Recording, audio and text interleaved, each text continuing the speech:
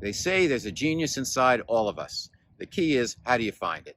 This is Robert Manni, host of Guys TV, and this week my very special guest is Earthkeeper and author Adam C. Hall. He's written a book called Divine Genius. It all starts right here, right now on Guys TV. You can also catch me every Wednesday evening on KCAA Radio in Southern California and on my worldwide podcast, Guys Radio. Guys TV, Guys Radio. Thanks for your support.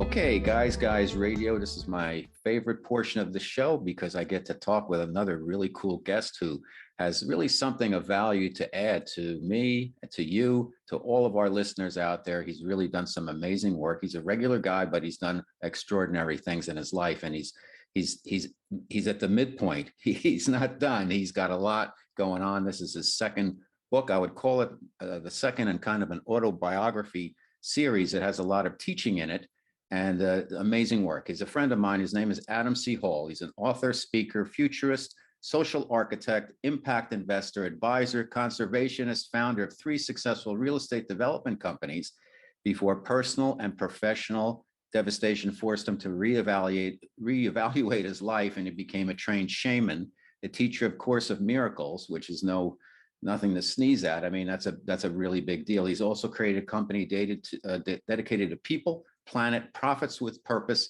He's the founder of the Earthkeeper Alliance. His first book, The Earthkeeper, and he's been on the show, we talked about that, told the story of the first part of his journey. Today, through his new book, Divine Genius, Adam helps people speed up what's called the Unlearning Curve to access their divine mind and the unlimited wisdom, guidance, and knowledge of the divine genius through what Adam has developed, a divine genius process. Welcome back to Guys Radio, my buddy, my brother, Adam C. Hall. How are you? Well, thank you, Robert. It's great to be here with you and your audience today. These are extraordinary times, are they not, that we're living in? And congratulations on all the good work that you're doing in the world, and put that same message out to all your listeners today. It's just great to be here and explore some important topics and also have some fun today as well. Cool. Well, you definitely have a story to tell, and I think you can help a lot of our listeners out there. So let's start right at the beginning for context. Your first book, The Earthkeeper, Undeveloping the Future, you went from an Earth conqueror to an Earth keeper. You were a very successful real estate guy, and then a big change happened. What happened, and what inspired you to follow what's your current path now, Adam? Well, I'm glad you asked that, because we're all in a state of our own evolutionary journey. And seemingly right now we're living in a period of extraordinary change. And a lot of that has to do with we're at a punctuated point of evolution where the rate of change is happening in a very short order. And, that's a bigger conversation. But in relation to your question, I begin to feel the impulse of, my call to change my life in the way that I was, conducting myself, the way I perceive the world, which was often a place of really just being separate, not being a happy man, kind of doing the Tums and the tequila thing every day, and really living the life of the conqueror and a dog eat dog, kind of win or lose.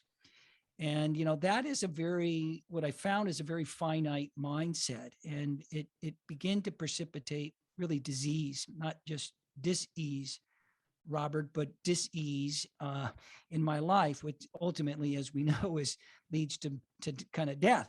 So I recognized that in that place of my success and all my life that, I wasn't feeling good, and I really needed to explore different teachings, different modalities, a different way forward. And that's when I really leaped on the spiritual path and began to explore what's possible out there. And that led to the first book that I wrote back on the heels of 2012 and all that prophecy and all those things that were kind of swirling around the planet at that time.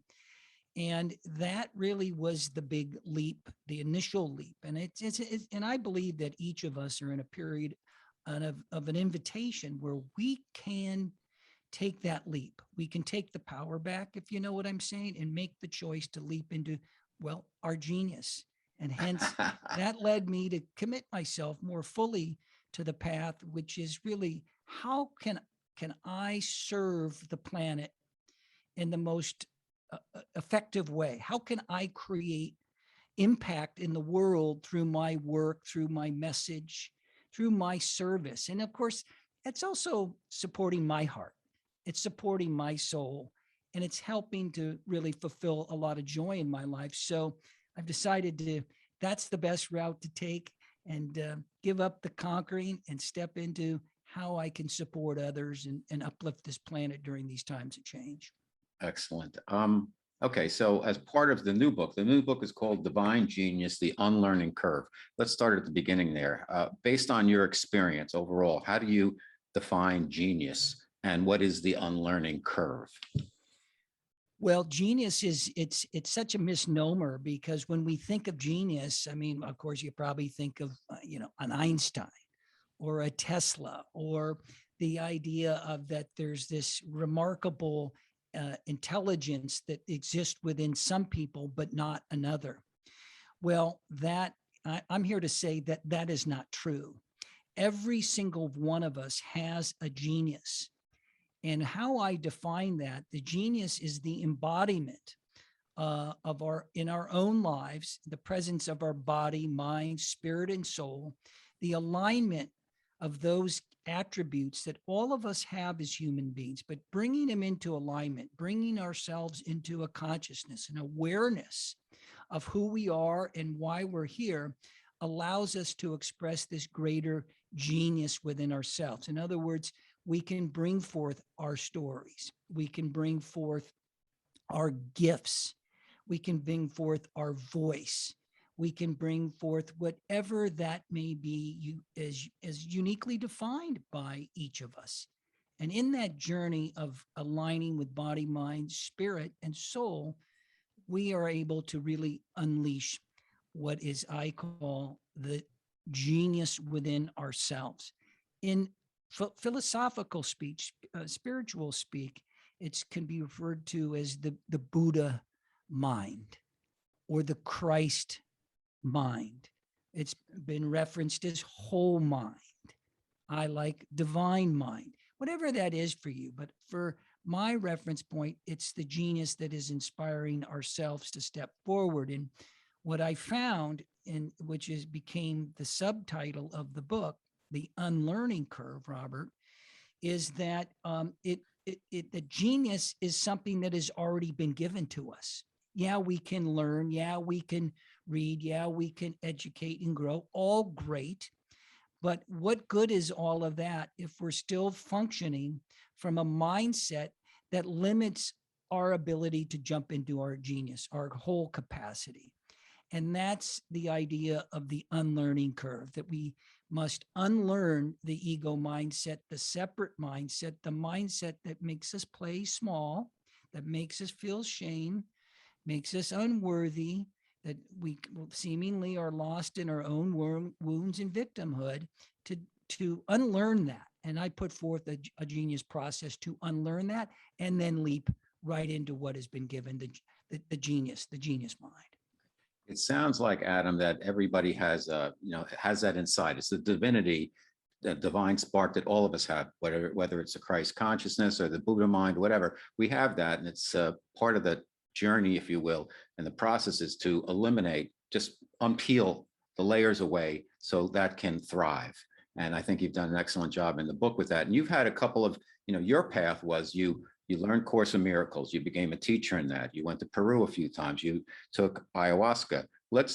And then you went into the cave and were rebirthed at the end of this book. And you got into building this 13-point genius program and how it works for our audience. So let's start at the beginning. Course in Miracles. What triggered you to go to Course in Miracles, and what have you gotten out of that? Well, as an 18-year student of A Course in Miracles, I have read and taken a loop around the course in its entirety, all of it, the text, the workbook, it's a significant body of work. I've done that a few times and continue to work with the course every day in its own way. Let me ask And you a question. Let me butt in. Let's yeah, make this a conversation. So when yeah. you were a high flying real estate developer and, kind of a conqueror of the world, barbarians at the gate, if you will, you were studying Course in Miracles, or was there a tipping point where you then this was part of your spiritual path? No, when I was conquering the world, I was studying what was emerging in the newest tequila that was coming into the world and what was happening on Wall Street. Okay. so, so that I was primarily focused on those couple things, and Okay. there's a few others in between that I won't bother everybody with. But ultimately, the course was introduced to me by a book that I read early on because I began to read voraciously spiritual psychology. And I read a book by Gary Renard. And Gary wrote a book called The Disappearance of the Universe. And I was intrigued with the title of that. And I was, how did he come up with that? I was curious. And he wrote a brilliant book that as we begin to shift our perception away from an ego separate mindset, when we begin to step into, in his language, the Christ mind, the perception and experience we have in the world is profound, and the world as we know it disappears. So I begin with that as a launch point, and the first reading of it took me a few years, and doing the 365 lessons in the workbook, I had trouble even understanding it. It Mhm. was it's not an easy text. It can be very dense at times. Some people get turned off because it still speaks to he and Christ and these kind of things, but they miss the entire point because it's a universal teaching, which is really a teaching that speaks to this idea of unlearning in a very profound way. And that is the focal point on what it's not what we need to acquire. There's nothing to acquire. It's just what we need to unlearn. So that led me into just embracing the course and really Okay. working with the course. And now it's a fundamental part of a lot of the foundational teachings, not as a reference point to the course exactly, but as a pragmatic approach to where we are on the planet today. So hopefully that makes some sense. And I like this just jam session. So let's continue with that wherever you want Okay. to go, Robert. All right. Well, guys radio, my special guest is the author of The Divine Genius, The Unlearning Curve, my buddy Adam C. Hall. So as part of your journey, then you went to Peru a few times, and many people say Peru is kind of the new spiritual epicenter of the planet Earth now. What drew you to Peru, and what brought you back there, and what did you get out of that travel there? And we're getting to, the lessons in the book, but I want to just set some context here as to why Peru and why ayahuasca, and why did you work with the shamans you worked with, and how did you become one? Well, the journey to Peru was an interesting one, and we all have our own unique path, right, Robert? Sure. And that's the imperative of our time. It's your path. Everybody needs to choose that for themselves and define that. And the days of the really truly the teacher and the guru are, in my opinion, are over. That each of us are the teachers and are the guru, and we need nothing other than that. The path that I took ultimately was to begin to explore, after other travels to other traditional places like in the East, or and looking into Buddhism and other traditions, I began to journey more deeply into indigenous traditions. And I was very curious about Peru. I was curious about medicinal medicines.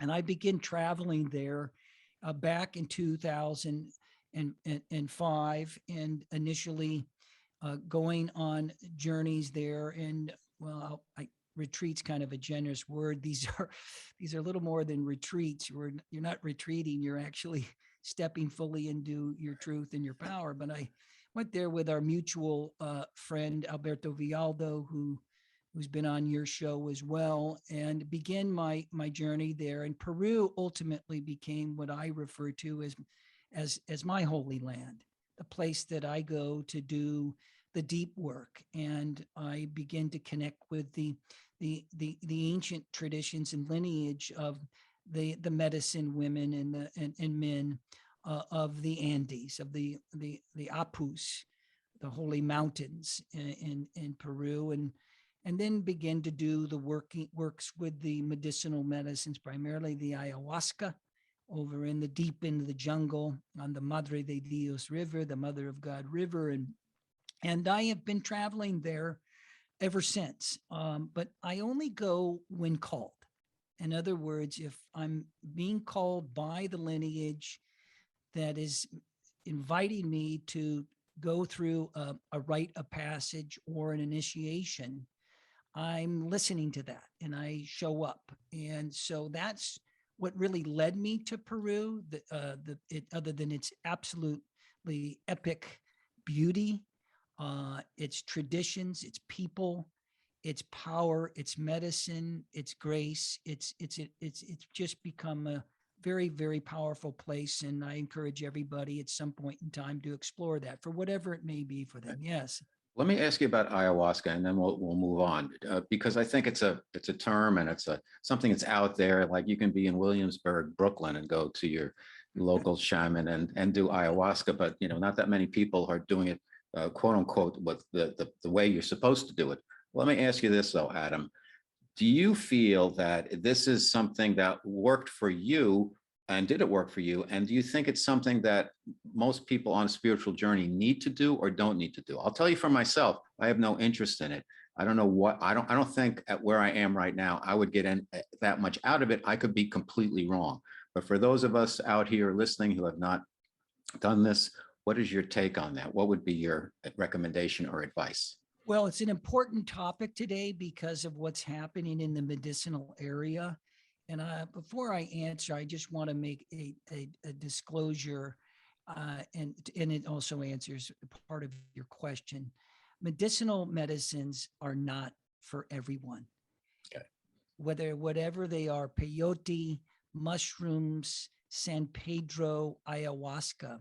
As a matter of fact, you don't need any of that to create the same kind of experiences that can help you to expand your consciousness and illuminate your life and to step more fully into your genius. As a matter of fact, I wrote that book so people don't need to go to Peru or the jungles or anywhere, but that they know that the medicine and the magic of their lives resides within their own heart, their own mind, their own soul.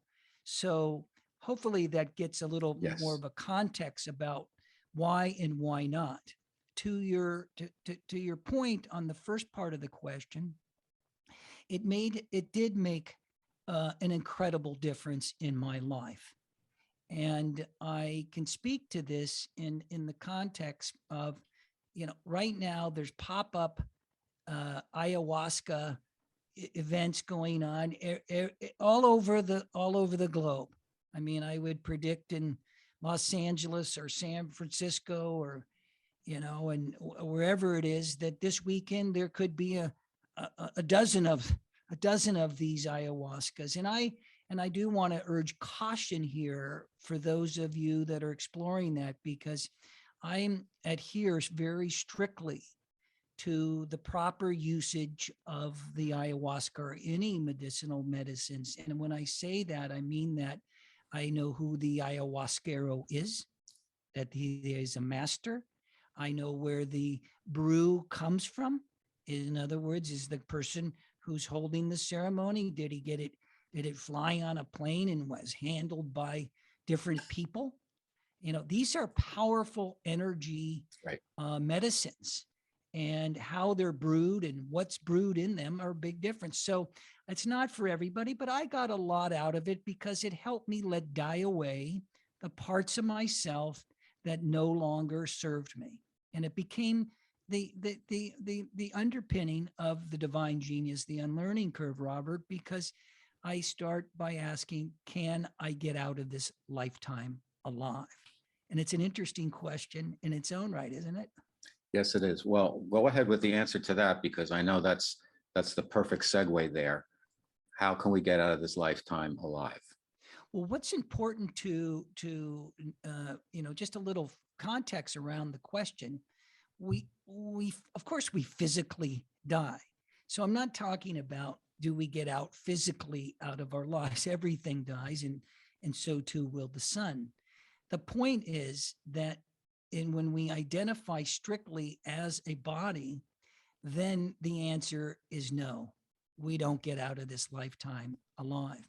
But when we come into an experience, as I did, and that there's something far greater than my own physicality, that there's a beautiful world of spirit and the quantum field, great being, God, whatever you want to call that for you, that when we come into relationship, as I did in this during my journey, that we can get out of this lifetime alive now, consciously dying now, not waiting to our last breath, Robert, to say, oh my God, what did I miss? And in that process of consciously dying away, which I put forth through the unlearning curve, which is a process of dying and rebirth, we can transform our lives as co-creators of our lives. And that's a far better way, if you ask me. I'm sure you think so too, to go forward and fulfill our journey here on Earth. Got it. Men, you part of your journey was through meditation, having visitations by an entity who spoke to you and taught you and urged you to go on your journey. And it circled around your 52nd year on the planet, and a lot of the learnings and your development of the 13 universal wisdom teachings. His name, you called him MEN. He showed up in your meditations. He guided you. Tell us about that experience.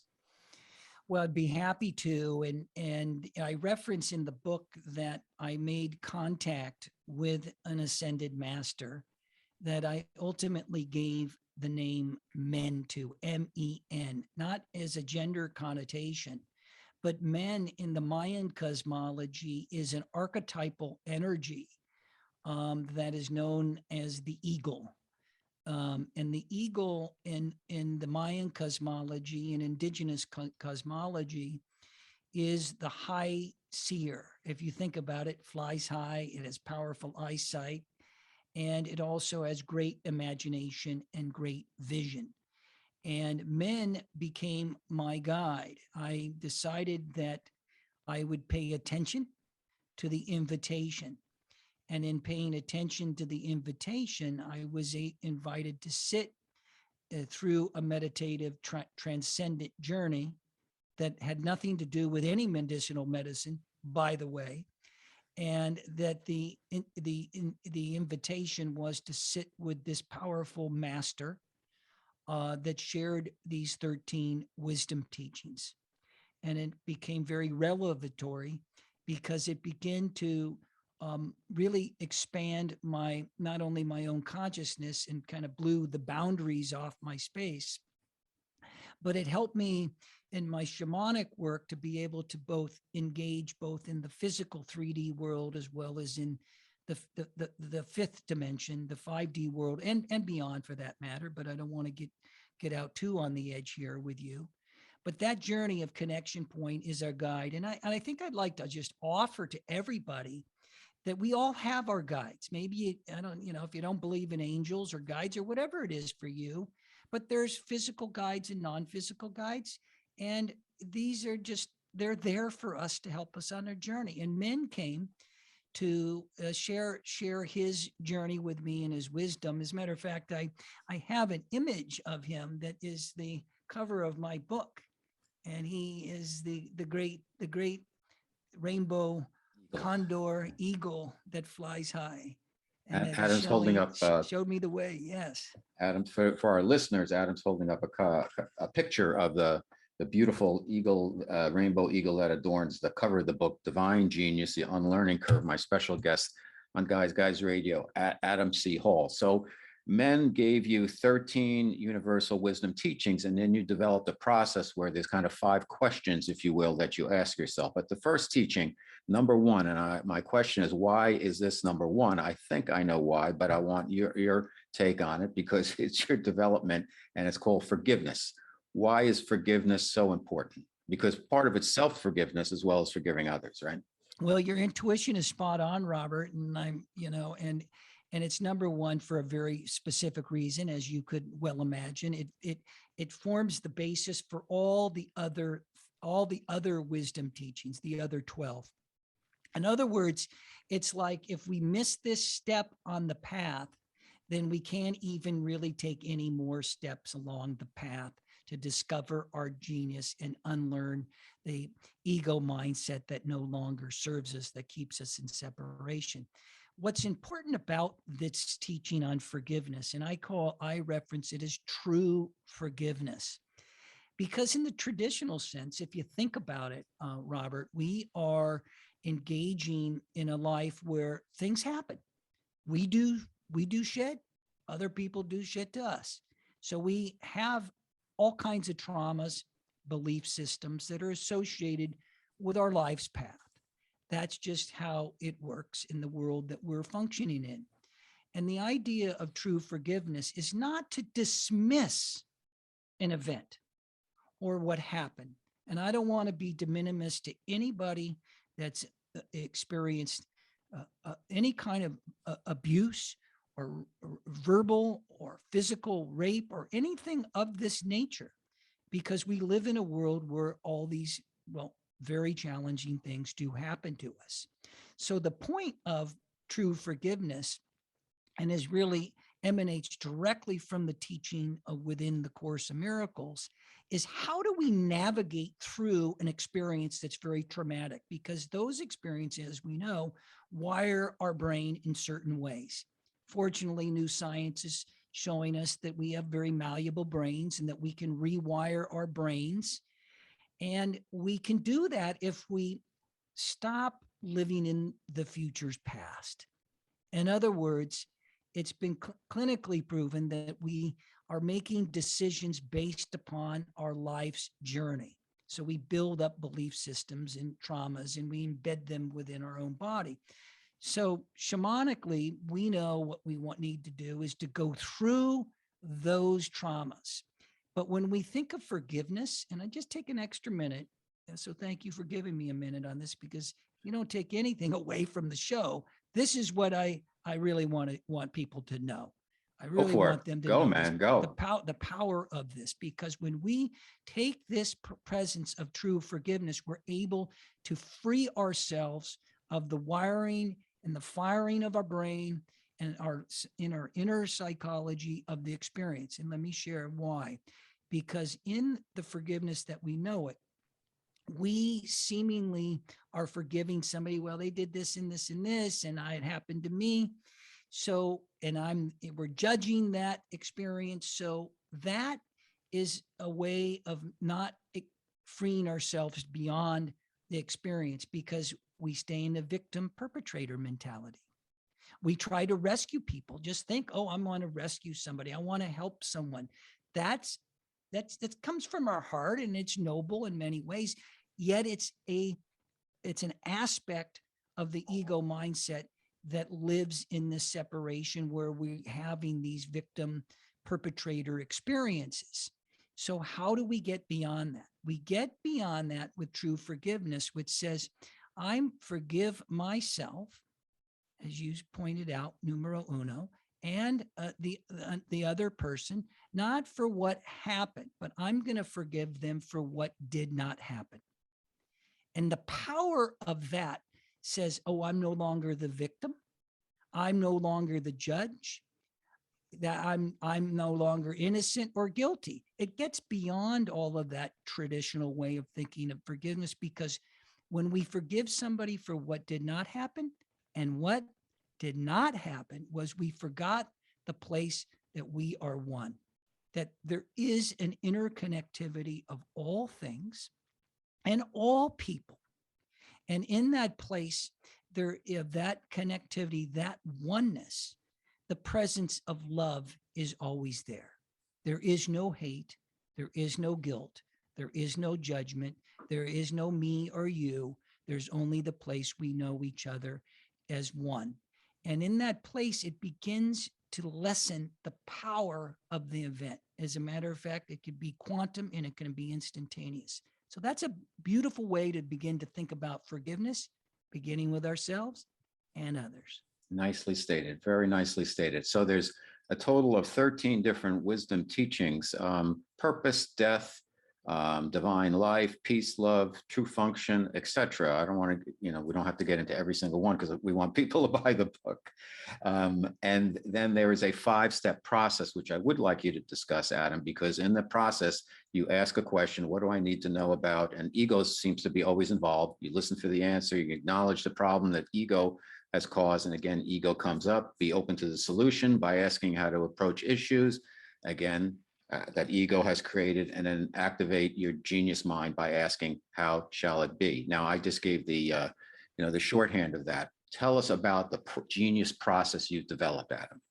Well, thank you for asking that. And I just was kind of referencing up a piece here in the book around forgiveness.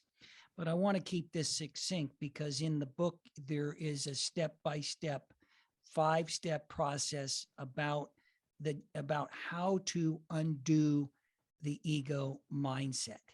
In other words, how to unlearn, I should say, the ego mindset. And and this may be kind of curious to people. How did this come about?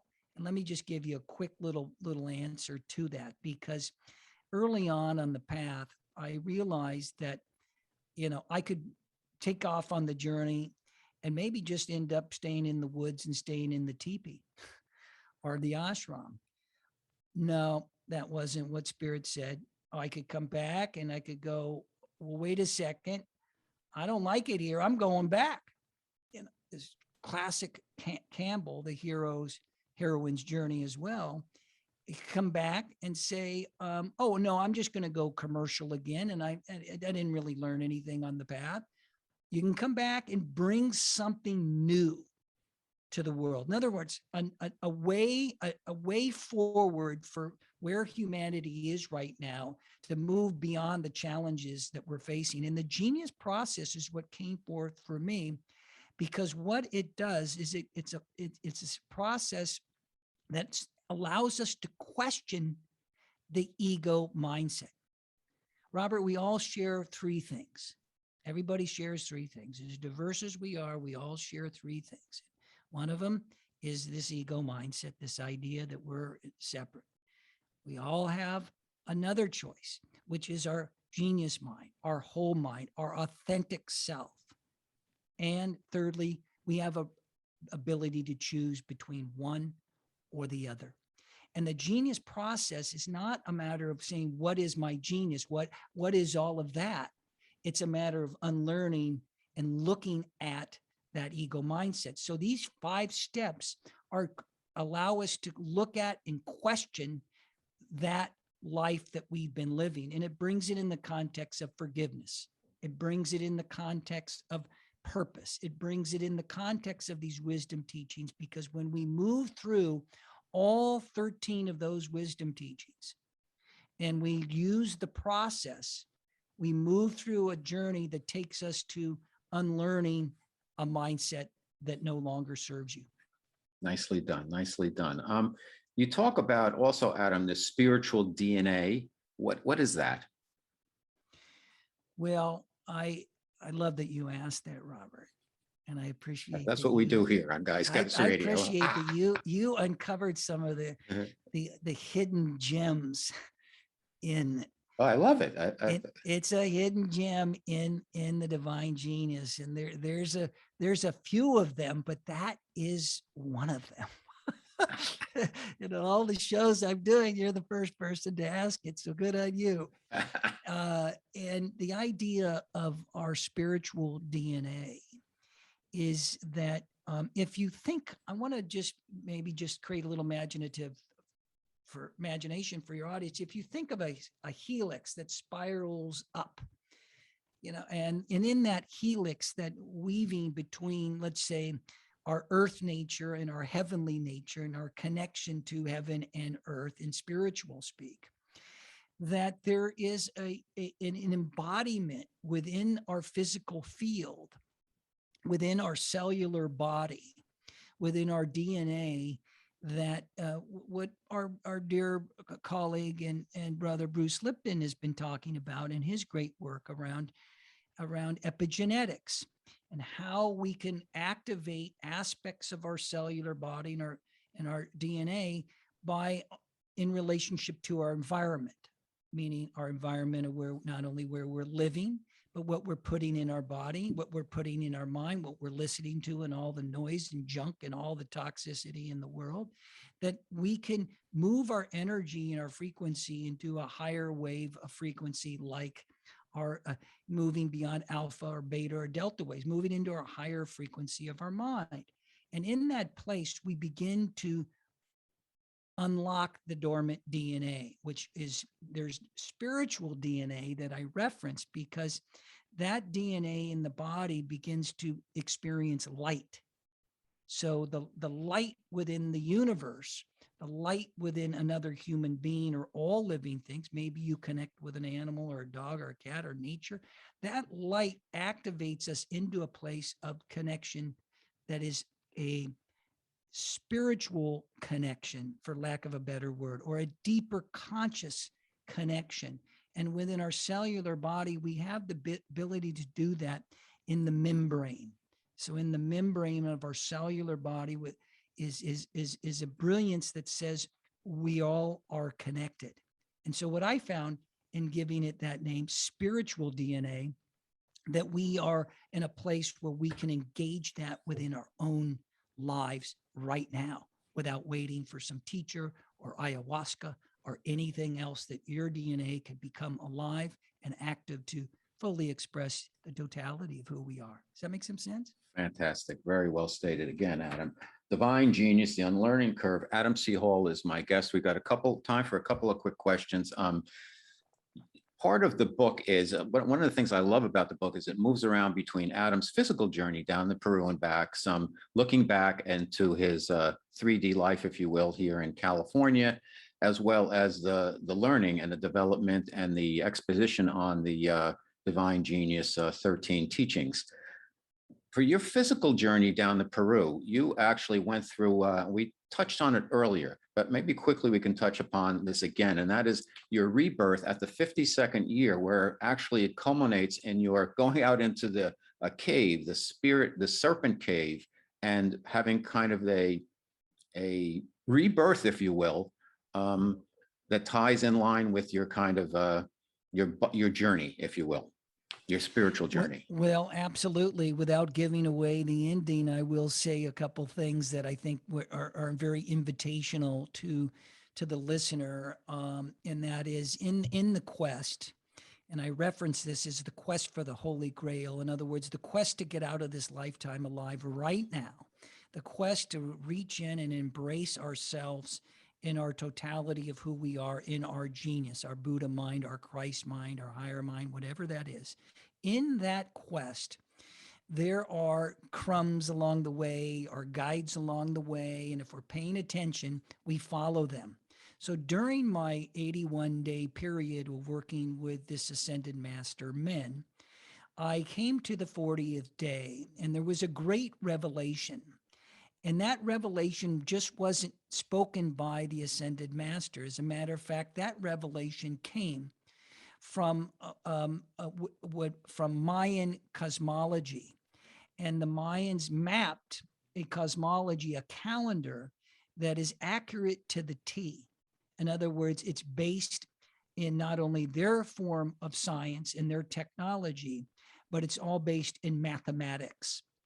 So what I recognized at that point in time is that I was 51 years old, that I was approaching the next year I would be 52, which is the completion of our primary being in the Mayan cosmology. In other words, we're stepping now into greater power, greater potential in our lives to really fulfill our soul's mission. And what I recognized is that in the Mayan cosmology, that every 52 years, a pattern is repeated, but it's only repeated every 52 years. So I went in and looked at the mapping, my own cosmology and my own divine design according to the Mayan cosmology. And I found that on this date, in 2020, 2012, in late June, that this was a period of when I was conceived on the planet, because my birthing came just about 9 months later on March 30th, the following year. So it became a mission to go find myself, dying away, letting go, surrendering this initial part of my life, and coming and reaching into the call of going to the jungles and into Peru, and then deeply into the temple of the moon, down into the serpent cave underneath the temple, to rebirth myself on the 52nd anniversary of my conception on the planet. And I know that may be far out, but it's all there. It's all given for all of us. It was quite extraordinary. Thanks for checking in with me. Amazing. Okay, before we, I want to throw it to you at the end so you can talk about a couple of events coming up. But last thing, for, not everybody has the opportunity, Adam, you can relate to this, to take a trip to Peru, to spend the time necessary to really go through the self evolution and exploration. What can people who are juggling a couple of jobs and just really trying to get by and really want to know, they believe there's something more? And what we do here on Guys Radio, we try to bring them information that they can use. What can our listeners out there, what are some of the things they can do to implement your teachings? Well, a couple things, and I think that's more important than anything, because right now these are extraordinary, challenging times for all of us in some way, and some of us certainly more than others. And yet we know that we're asking for something more in our lives. We all are yearning in so many ways to fulfill our lives, whether it's to create more abundance, more health, more resources, money, or whatever that may be, that we feel that we are looking to fulfill our lives more appropriately. And the first thing that I want to suggest to everybody is to recognize that you have a choice, that nobody has taken your power away to choose. So we are all at a choice point.